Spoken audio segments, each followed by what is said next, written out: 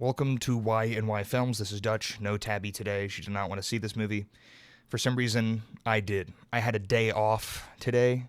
There was no work, and I decided what I was going to do with my day off was go watch the new Scary Movie film.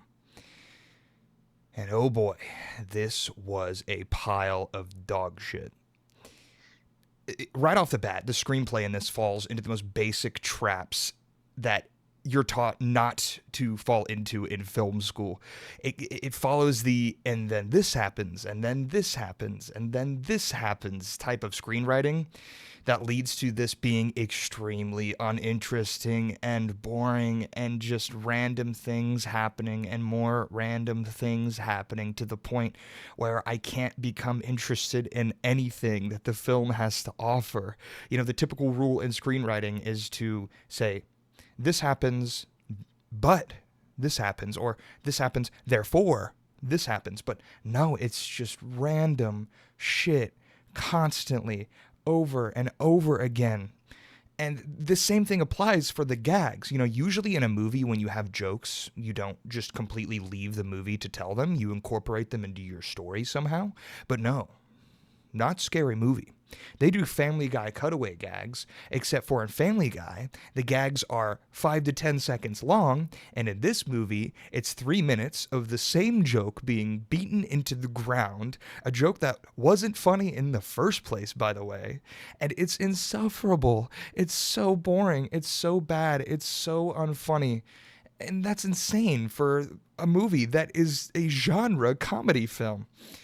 It was so boring, and it felt so long. This film felt like 3 hours long. It was only 90 minutes. And on top of the messiness with the main plot, there's not even any characters to attach to. And sure, you know, a lot of comedy-driven movies aren't extremely character-driven, but there's still plenty of comedies where the characters are funny enough to where you can become interested in them. But all of the characters in this are paper thin. Like, introduced, they have one line or one bit. Like the one guy, I don't remember his name, his whole bit is, I'm gay. The other guy's bit is, he smokes weed. And then these characters, after they're introduced, are just killed off, or they do nothing. They don't serve the plot. It was to the point there was so many characters that, like, I didn't even know who the main character was, because you assume it's the main young girl at the beginning, but it goes around and around, goes to a bunch of different gags, follows a bunch of different characters with no primary focus, no primary plot. And man, speaking of the jokes in this were so outdated, so cringe, and so bad, on top of being so unfunny. Like, there was a whole COVID joke in the year 2026. There was an entire COVID joke. They go through this whole, you have to take a COVID test kind of thing, and they have to put masks on, and they finish doing this like 5-minute gag, and at the end of it, one of the characters is like, hardy har, you know COVID was 5 years ago, basically acknowledging that the writers know that COVID is like this outdated thing. But that doesn't change the fact that they made the joke, and they wasted 5 minutes on this unfunny, outdated joke. And man, the worst of it, the worst joke in my opinion, and the one that I think that's making a lot of rounds on the internet, is the K-pop Demon Hunters joke. And this is so bad because, number one, I mean, the singing's horrible. It's so auto-tuned, and it sounds so bad and so embarrassing. But the lyrics were, I swear, the lyrics were written by a toddler. They're so bad. They're so wordy. There's no flow to them. It's so cringe. And I literally was like, I had like my hand in my face.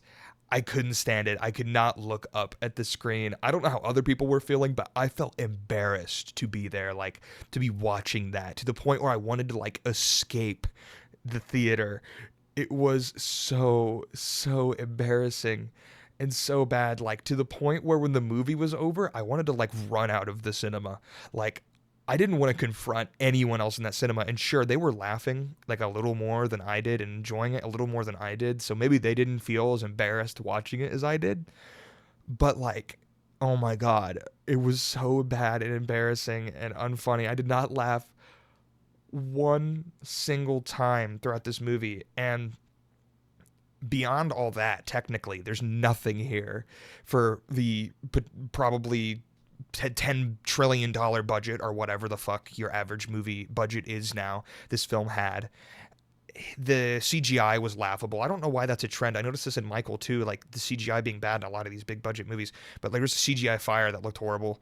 The acting, it was terrible. Everyone was giving their bare minimum. There was like line deliveries where it felt like they were reading off cards, and there was scenes where they were like stabbing, and the stabbing was like they were barely moving their hand away from their body, like just kind of waving their hand, just like that's their stabbing. And I was like, these people are getting paid more than I'll ever be paid in my entire life to barely move, to barely act. And it's crazy that you have people like Tiana Taylor, who was just in one battle after another in this movie. Like, why? She almost won Best Supporting Actress, which, by the way, was the only good joke in the entire film. The one where they mentioned that Tiana Taylor didn't win the Best Supporting Actress thing. That was funny.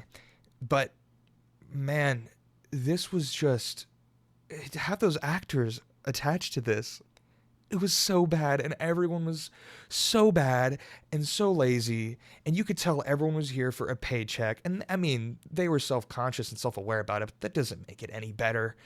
This movie actively hates its audience and thinks they're stupid.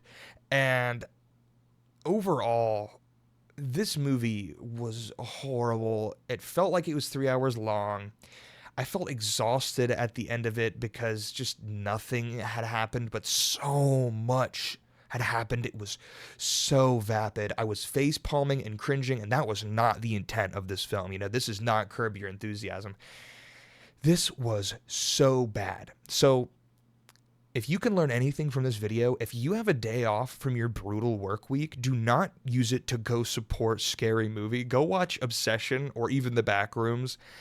Just don't watch this movie. You will have a horrible time. You will be bored. You will be embarrassed. And at the end of it, you'll either want to run out from the boredom or you'll want to run out from the embarrassment. So my overall rating of this film, and I don't usually do this, if this was any funnier or if this had anything artistically warranted or good of any sort, I wouldn't give it this rating. This is a rare rating. But I'm going to give it a 1 out of 10, a half-star rating. It was so bad. This is definitely the worst movie of the year that I've seen so far. Well, I mean, there's a Mario Galaxy movie, but like that has like some redeeming qualities. Like some of the animation's cute and interesting, and there was definitely more effort put into that, at least in the animation department, compared to how the lame, boring cinematography and writing and every dog shit aspect of this film. So yeah, this is the worst movie of 2026 so far. Definitely don't go watch it. Anyway, I hope you have a great week, a great day, great night, whatever. This has been Dutch from Y&Y Films. Have a good one.